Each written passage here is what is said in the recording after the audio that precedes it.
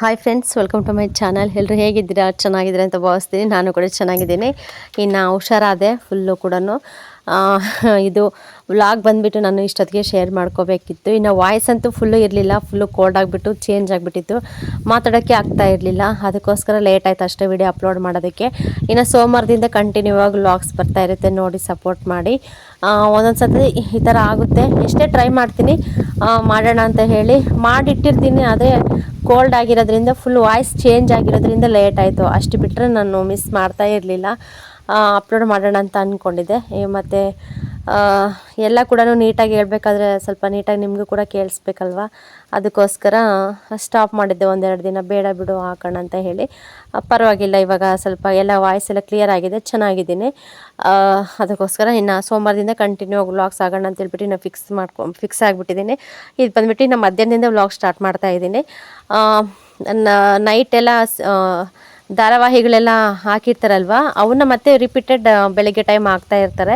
ಅವನ್ನ ನೋಡಿಕೊಂಡು ಸಾಂಬಾರು ಮಾಡೋಣ ಅಂತ ಹೇಳಿ ಸಾಂಬಾರಿಗೆಲ್ಲ ರೆಡಿ ಮಾಡ್ಕೊತಾ ಇದ್ದೀನಿ. ಮಧ್ಯಾಹ್ನ ಆಗಲೇ ಟೈಮ್ ಬಂದುಬಿಟ್ಟು ಒಂದು 12 ಗಂಟೆ ಮೇಲೆ ಆಗಿತ್ತು ನಾನು ವ್ಲಾಗ್ ಸ್ಟಾರ್ಟ್ ಮಾಡಬೇಕಾದ್ರೆ.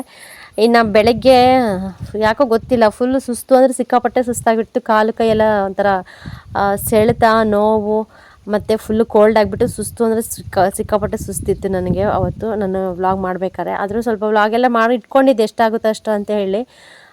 ಸ್ವೆಟ್ರ್ ಅಂತೂ ಬಿಚ್ಚೇ ಇರಲಿಲ್ಲ ಫ್ರೆಂಡ್ಸ್, ನಿಜ ಏನೂ ಮಾಡೋದಕ್ಕೆ ಆಗ್ತಾ ಇರಲಿಲ್ಲ ನನಗೆ, ಅಷ್ಟು ಇದೇ ಈ ಥರ ಫಸ್ಟ್ ಟೈಮ್ ನನಗೆ ತುಂಬ ದಿನಕ್ಕೆ ಈ ಥರ ಆಗಿದ್ದು.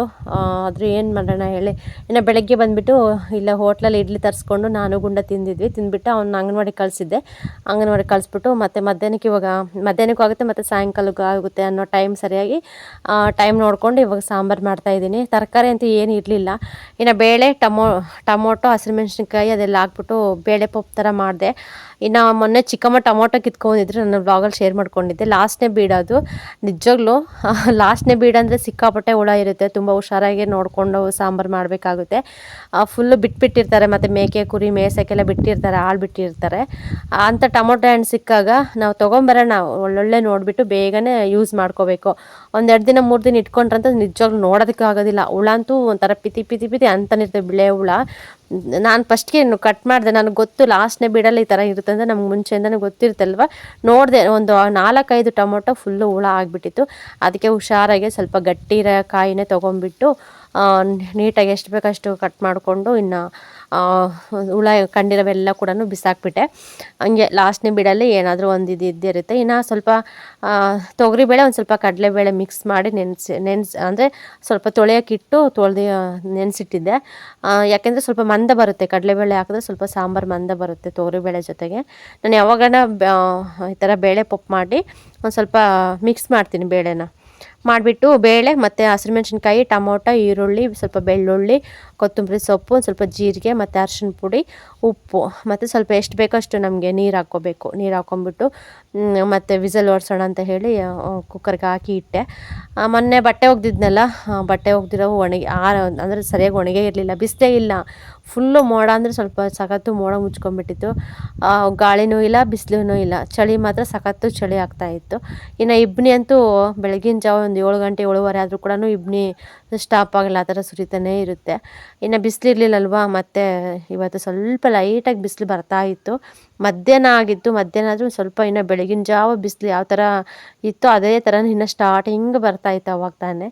ಇನ್ನು ಸರಿ ನೋಡೋಣ, ಸ್ವಲ್ಪ ಒಣಕಂತವೆ ಏನಂತ ಹೇಳಿ ಇನ್ನು ಮಂಚ ಇಟ್ಬಿಟ್ಟು ಮಂಚದ ಮೇಲೆಲ್ಲ ಇವಾಗ ಬಟ್ಟೆ ಎಲ್ಲ ಹಾಕ್ತಾಯಿದ್ದೀನಿ. ಇನ್ನು ತಂತಿ ಮೇಲೆ ವೈರ್ ಮೇಲೆ ಹಾಕ್ಬೋದು, ಹಗಲೆಲ್ಲ ಸ್ವಲ್ಪ ಗಾಳಿಗೂ ಅದಕ್ಕೆ ಇದಕ್ಕೂ ಕೆಳಗೆ ಬೀಳ್ತವೆ, ಮತ್ತೆ ಹೋಗಿ ಎತ್ತಾಕೋದು ಎಲ್ಲಿ ಅಂತ ಹೇಳಿ ಸುಮ್ಮನೆ ಹೆಂಗಿದ್ರು ಸ್ವಲ್ಪ ಲೈಟಾಗಿ ಒಣಗಿದ್ವಲ್ವ, ಇನ್ನೊಂದು ಸ್ವಲ್ಪ ಒಣಕೊಂಡ್ರೆ ಬಿಸಿಲಿದ್ರೆ ಒಣಕೊತವೆ ಅಂತ ಹೇಳಿ ಮಂಚ ಇಟ್ಬಿಟ್ಟು ಎಲ್ಲ ಇವಾಗ ಹಾಕ್ತಾಯಿದ್ದೀನಿ. ಇನ್ನು ಚಿಕ್ಕಮ್ಮ ಕೂಡ ಇರಲಿಲ್ಲ, ಅವರು ಕೆಲ್ಸಕ್ಕೆ ಹೋಗಿದ್ದರು. ಇನ್ನು ನಾನು ಒಬ್ಬಳೇ ಇದ್ದೆ. ಇನ್ನು ಕಲ್ಯಾಣ ಅಂಗನವಾಡಿಗೆ ಹೋಗಿದ್ದ. ಚಿಕ್ಕಪ್ಪ ಅವರು ಇದ್ದರೂ ಕೂಡ ಮನೆ ಹತ್ರ ಜಾಸ್ತಿ ಇರೋದಿಲ್ಲ. ಇನ್ನು ಬಸ್ ಸ್ಟ್ಯಾಂಡಲ್ಲೇ ಜಾಸ್ತಿ ಟೈಮ್ ಸ್ಪೆಂಡ್ ಮಾಡ್ತಾ ಇರ್ತಾರೆ, ಅಂಗಡಿ ಹತ್ರ ಕೂತ್ಕೊಂಡು. ಯಾವಾಗನ್ನ ಒಂದು ಟೈಮ್ ಬರ್ತಾ ಇರ್ತಾರೆ, ಹಿಂಗೆ ಮಧ್ಯಾಹ್ನ ಟೈಮ್ ಬರ್ತಾರೆ, ಮಧ್ಯಾಹ್ನ ಇಲ್ಲ ಒಂದು 3 ಗಂಟೆ 3:30 ಹಂಗೆ ಬಂದಿರ್ತಾರೆ. ಬಂದುಬಿಟ್ಟು ಟೀ ಮಾಡಿದರೆ ಟೀ ಕುಡ್ಕೊಂಡು ಹಂಗೆ ಹೋಗ್ತಾ ಇರ್ತಾರೆ. ಇನ್ನು ಒಬ್ಬಳೇ ಇರ್ತೀನಿ. ಇನ್ನು ನಮ್ಮ ಅಣ್ಣವರೆಲ್ಲ ಕೆಲ್ಸಕ್ಕೆ ಕೂಡ ಹೋಗಿದ್ರು. ಇಲ್ಲಿ ನೋಡ್ಬೋದು ಫೈನಲಿ ಬಟ್ಟೆ ಎಲ್ಲ ಹಾಕಿದೆ, ಸ್ವಲ್ಪ ಒಣಕೊಳ್ಳಿ ಅಂತ ಹೇಳಿ. ಪಾತ್ರೆ ಅಂತೂ ತುಂಬ ಪಾತ್ರೆ ಇದ್ದವು. ಇನ್ನು ಪಾತ್ರೆ ಎಲ್ಲ ತೊಳೆಯೋಣ ಅಂತ ಹೇಳಿ ಇನ್ನು ಚಿಕ್ಕಮ್ಮರ ಮನೇಲಿ ಪಾತ್ರೆ ಮತ್ತು ನಮ್ಮ ಮನೇಲಿ ಪಾತ್ರೆ ಎಲ್ಲನೂ ಹೊರಗಡೆ ಇಟ್ಟಿದ್ದೀನಿ. ಸ್ವಲ್ಪ ಜಾಸ್ತಿನೇ ಇದ್ದವು. ಚಿಕ್ಕಮ್ಮರದ್ದು ಕೂಡ ಮನೆಯೆಲ್ಲ ಸ್ವಲ್ಪ ಕ್ಲೀನ್ ಮಾಡಿಬಿಟ್ಟು ಇನ್ನು ಅಲ್ಲಿರೋ ಬರೋ ಪಾತ್ರೆ ಎಲ್ಲ ಹೊರಗಡೆ ಇಟ್ಟೆ. ಇನ್ನು ನಮ್ಮ ಮನೇಲಿ ಅಷ್ಟೇ. ಇನ್ನು ನಾನು ತರಕಾರಿ ಕಟ್ ಮಾಡ್ಕೊಂಡಿರೋದು ಅದು ಇದು ಸ್ವಲ್ಪ ಇತ್ತು, ಅದು ಕೂಡ ಎಲ್ಲ ಇಟ್ಟಿದ್ದೆ, ತೊಳೆದು ಇಟ್ಬಿಡೋಣ ನೀಟಾಗಿ ಅಂತ ಹೇಳಿ. ಇನ್ನು ಅಷ್ಟರಲ್ಲಿ ಚಿಕ್ಕಮ್ಮ ಕೂಡ ಬಂದಿದ್ದರು. ಇನ್ನು ಚಿಕ್ಕಮ್ಮ ಬಂದ್ರಲ್ಲ, ಚಿಕ್ಕಪ್ಪ ಕೂಡ ಬಂದರು. ನಮ್ಮ ಚಿಕ್ಕಮ್ಮ ಇದ್ದರೆ ಮಾತ್ರ ಸ್ವಲ್ಪ ತಿರ್ತಾರೆ, ಚಿಕ್ಕಮ್ಮ ಇಲ್ಲ ಅಂತಂದರೆ ಇರೋದೇ ಇಲ್ಲ. ಇನ್ನು ಕಲ್ಯಾಣ ಬಂದಾಗ ಆರಾಮಾಗಿ ಕಲ್ಯಾಣ ಜೊತೆ ಮಾತಾಡಿಕೊಂಡು ಟೈಮ್ ಸ್ಪೆಂಡ್ ಮಾಡ್ತಾ ಇರ್ತಾರೆ. ಇನ್ನು ನಮ್ಮ ಚಿಕ್ಕಮ್ಮ ಇಲ್ಲ, ಕಲ್ಯಾಣ ಇಲ್ಲ ಅಂತಂದರೆ ಅವ್ರಿಗೊಂಥರ ಬೇಜಾರು ಅನಿಸ್ಬಿಡುತ್ತೆ. ಇನ್ನು ಟಿ ವಿ ಅಂತೂ ಯಾವನ್ನ ಅವ್ರಿಗೆ ಹಳೆ ಫಿಲಮ್ ನೋಡೋಕೆ ಇಂಟ್ರೆಸ್ಟು ಚಿಕ್ಕಪ್ಪನಿಗೆ. ಹಳೆ ಫಿಲಮ್ ಹಾಕಿಲ್ಲ ಅಂತಂದರೆ ಅವರು ಕುತ್ಕೊಳ್ಳೋದಿಲ್ಲ ಟಿ ವಿ ಮುಂದೆ. ಸ್ವಲ್ಪದ್ದು ಇಂಟ್ರೆಸ್ಟ್ ಇಲ್ಲಾಂದರೆ ಆ ಟಿ ವಿ ಕೂಡ ನೋಡೋದಿಲ್ಲ. ಇನ್ನು ನಾನು ಒಬ್ಬಳೇ ಟಿ ವಿ ನೋಡ್ಕೊಂಡು ನಾನು ಕೆಲಸಗಳು ಮಾಡ್ಕೊತಾ ಇರ್ತೀನಿ. ಇನ್ನು ಫೈನಲಿ ಬೇಳೆ ಪಪ್ಪ ಆಯಿತು, ರೆಡಿ ಆಯಿತು. ಇನ್ನು ಅದಕ್ಕೆ ಕೂಡ ಒಗ್ಗರಣೆ ಕೊಡ್ತಾಯಿದ್ದೀನಿ. ತುಂಬ ಚೆನ್ನಾಗಿರುತ್ತೆ ಟೇಸ್ಟು. ಇನ್ನು ನಾನು ಬಂದುಬಿಟ್ಟು ಸಾಂಬಾರ್ದು ಪುಡಿ ವಿಸಲೆಲ್ಲ ಆದಿಗೆ ಮತ್ತು ಒಗ್ಗರಣೆ ಹಾಕ್ತೀನಲ್ವ, ಆವಾಗ ಸ್ವಲ್ಪ ಹಾಕ್ಬಿಟ್ಟು ಮಿಕ್ಸ್ ಮಾಡ್ತೀನಿ. ಇನ್ನು ಅದ್ರ ಜೊತೆಗೇ ನಾವು ವಿಸಲ್ ಹಾಕೋಕ್ಕಿಂತ ಮುಂಚೆನೇ ಅದ್ರ ಜೊತೆಗೆ ಹಾಕಿ ವಿಸಲ್ ಓಡಿಸಿದ್ರಂತೂ ಅದು ಫುಲ್ ಎಲ್ಲ ಕಡೆಗೆ ಬಂದುಬಿಡುತ್ತೆ. ನೀರು ಎಷ್ಟು ಕಮ್ಮಿ ಇಟ್ಟರು ಕೂಡ ಅದೊಂದು ಸ್ವಲ್ಪ ಕಡೆಗೆ ಬಂದ್ರೂ ಕೂಡ ಟೇಸ್ಟು ಒಂಥರ ಡಿಫ್ರೆಂಟ್ ಬಂದುಬಿಡುತ್ತೆ. ಅದಕ್ಕೆ ನಾನು ಇಳಿಸಿದ ಮೇಲೆ ನಾನು ಸಾಂಬಾರ್ದು ಪುಡಿ ಹಾಕಿ ಆಮೇಲೆ ಒಗ್ಗರಣೆ ಹಾಕ್ತೀನಿ.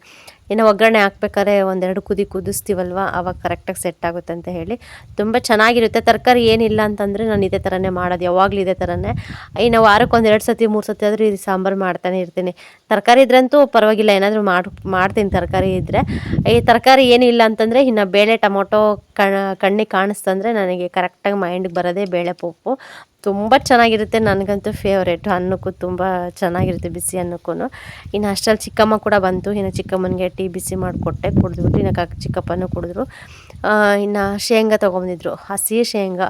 ಕಡಲೆಕಾಯಿ ಬಳ್ಳಿ ಆರ್ಸೋಕೆ ಹೋಗಿದ್ರು, ಹಾಗೆ ತೊಗೊಬಂದಿದ್ರು. ಇವನ್ನ ಬೇಯಿಸಿದ್ರೆ ಚೆನ್ನಾಗಿರುತ್ತೆ.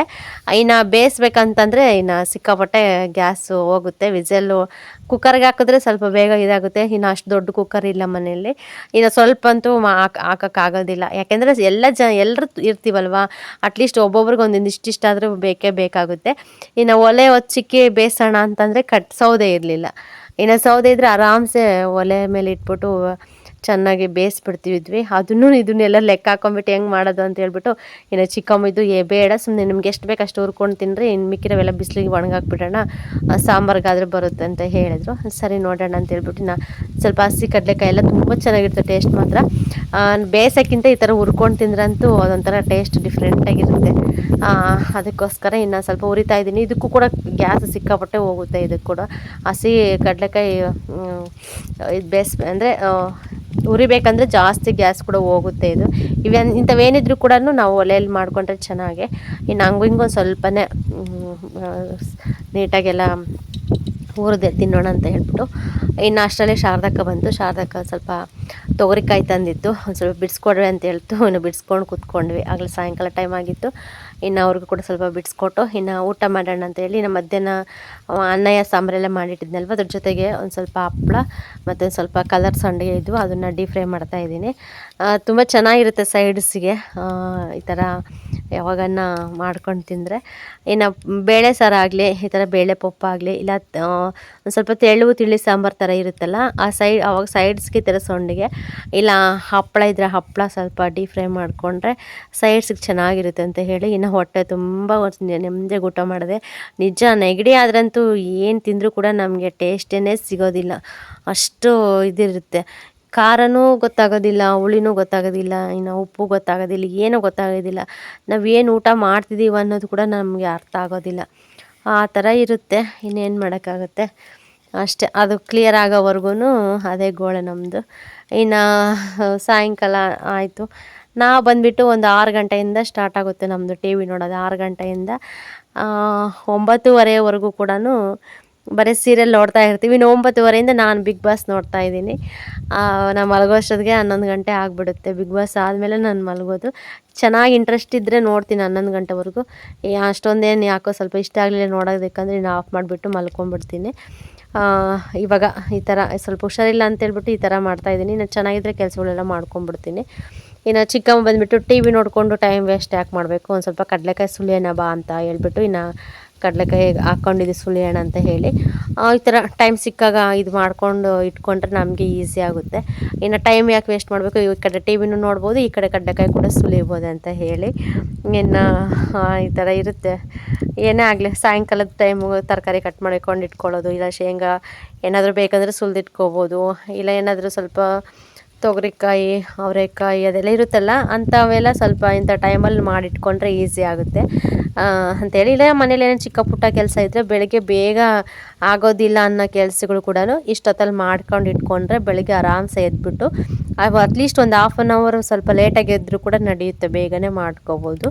ಇನ್ನು ಅದಕ್ಕೆ ಇನ್ನು ಫ್ರೀ ಆಗಿದ್ದೀವಿ, ಆರಾಮಾಗಿ ಸ್ವಲ್ಪ ಕೂತ್ಕೊಂಡು ಶೇಂಗಾ ಎಲ್ಲ ಸುಲ್ಕೊಳ್ಳೋಣ ಅಂತ ಹೇಳಿ ಇನ್ನು ಇದು ಮಾಡ್ತಾಯಿದ್ದೀವಿ. ನನ್ನ ಮಗ ಅಂತೂ ಈ ಕಡೆ ಸುಲಿಯೋಕ್ಕೂ ಬಿಡ್ತಾ ಇಲ್ಲ, ಏನೂ ಇಲ್ಲ, ಸುಮ್ಮನೆ ಅಡ್ಡಾಡನೇ ಬರೋದು, ಆಟ ಆಡ್ಕೊಳ್ಳೋದು, ಅವನ್ನೆಲ್ಲ ತೊಗೊಂಡೋಗಿ ಒಂದು ಕಡೆಗೆ ಹಾಕೋದು, ಅವನು ಆಡ್ತಾ ಇದ್ದ ನೋಡ್ತಾ ಇರ್ಬೋದು. ಹಾಗೆ ಒಂದು ಸ್ವಲ್ಪ ಎಷ್ಟು ಬೇಕೋ ಅಷ್ಟೆಲ್ಲ ಸುಲ್ಕೊಂಬಿಟ್ಟು ಬೆಳಗ್ಗೆ ಕ್ಲೀನ್ ಮಾಡೋಣ ಅಂತ ಹೇಳಿಬಿಟ್ಟು ಇನ್ನು ಬೆಳಗ್ಗೆ ಎಲ್ಲ ಎತ್ತಿಟ್ಟಿದ್ದು. ಓಕೆ ಫ್ರೆಂಡ್ಸ್, ಈ ಚಿಕ್ಕ ವ್ಲಾಗು ನಿಮಗೆ ಸ್ವಲ್ಪನಾದರೂ ಇಷ್ಟ ಆದರೆ ಲೈಕ್ ಮಾಡಿ, ಕಮೆಂಟ್ ಮಾಡಿ, ಶೇರ್ ಮಾಡಿ. ಹಾಗೆ ಯಾರಾದರೂ ಹೊಸ್ದಾಗಿ ನನ್ನ ಚಾನಲ್ ನೋಡಿದ್ರೆ ಪ್ಲೀಸ್ ಸಬ್ಸ್ಕ್ರೈಬ್ ಮಾಡ್ಕೊಂಡು ಚಾನಲ್ ನೋಡಿ, ಹಾಗೆ ಸಪೋರ್ಟ್ ಮಾಡಿ. ಮತ್ತು ನಿಮ್ಮ ಸಪೋರ್ಟ್ ಅಂದರೆ ತುಂಬ ಮುಖ್ಯ, ಅದಕ್ಕೋಸ್ಕರ ಪದೇ ಪದೇ ಕೇಳ್ಕೊಳ್ತಾ ಇದ್ದೀನಿ. ನೀವು ಸಪೋರ್ಟ್ ಮಾಡಿದ್ರೆ ಮಾತ್ರ ನಾವು ಒಂದು ಹೆಜ್ಜೆ ಮುಂದಕ್ಕೆ ಹೋಗೋಕ್ಕಾಗೋದು, ಇಲ್ಲಾಂದರೆ ಏನೂ ಇಲ್ಲ. ಇತ್ತೀಚೆಗಂತೂ ವ್ಯೂಸ್ಗಳು ತುಂಬ ಕಮ್ಮಿ ಆಗಿಬಿಟ್ಟಿದೆ, ಫುಲ್ಲು ಡೌನ್ ಅಂದರೆ ಸಿಕ್ಕಾಪಟ್ಟೆ ಡೌನ್ ಆಗಿದೆ. ನೆಕ್ಸ್ಟ್ ಮಂಗಳವಾರದಿಂದ ಇಂಟ್ರೆಸ್ಟ್ ಆಗಿರೋ ವ್ಲಾಗ್ಸ್ ಕೂಡ ಬರ್ತಾಯಿದೆ. ನಾನು ಬಂದುಬಿಟ್ಟು ಊರಿಗೆ ಹೋಗ್ತಾ ಇದ್ದೀನಿ, ಇನ್ನು ಅದಕ್ಕೋಸ್ಕರ ಇನ್ನು ಊರಲ್ಲಿ ವ್ಲಾಗ್ಸು ಸ್ಟಾರ್ಟ್ ಮಾಡ್ತೀನಿ ಇನ್ಮೇಲೆ. ಇಲ್ಲಿ ಹೆಂಗೋ ಮಾಡ್ಬೋದು, ಅಲ್ಲಿ ಊರಲ್ಲಂತೂ ಸರಿಯಾಗಿ ವ್ಲಾಗ್ಸ್ ಮಾಡೋದಕ್ಕೆ ಆಗೋದಿಲ್ಲ ಹೇಳ್ಬೇಕಂದ್ರೆ. ಆದರೂ ಇರೋಷ್ಟು ಸ್ವಲ್ಪ ಮಾಡಿಕೊಂಡು ನಿಮಗೆ ಅಪ್ಲೋಡ್ ಮಾಡ್ತೀನಿ. ಒಂದು ಸ್ವಲ್ಪ ದಿನ ಹೋಗಿ ಬರೋಣ, ತುಂಬ ದಿನ ಆಯಿತು, ಸ್ವಲ್ಪ ಜಾಗ ಚೇಂಜ್ ಆಗಲಿ ಅಂತ ಹೇಳಿಬಿಟ್ಟು ಇನ್ನು ನಾನು ನಮ್ಮ ಗುಂಡ ಆರಾಮ್ಸೆ ಊರಿಗೆ ಹೋಗಿ ಒಂದು ವಾರ ಹಂಗೆ ಟೈಮ್ ಸ್ಪೆಂಡ್ ಮಾಡಿ ಮತ್ತು ಅತ್ತೆ ಮಾವನ ಹತ್ರ ಸ್ವಲ್ಪ ಕೆಲಸ ಐತೆ ಎಲ್ಲ ಮುಗಿಸ್ಕೊಂಡು ಬರೋಣ ಅಂತ ಹೇಳಿ ಇನ್ನು ಶನಿವಾರ ಊರಿಗೆ ಹೋಗ್ತಾ ಇದ್ದೀವಿ. ಅದಕ್ಕೆ ಈ ವ್ಲಾಗು ಸ್ವಲ್ಪ ಇಷ್ಟ ಆದರೆ ಲೈಕ್ ಮಾಡಿ, ಕಮೆಂಟ್ ಮಾಡಿ, ಶೇರ್ ಮಾಡಿ. ಸಿಗೋಣ ಫ್ರೆಂಡ್ಸ್ ನೆಕ್ಸ್ಟ್ ವೀಡಿಯೋದಲ್ಲಿ.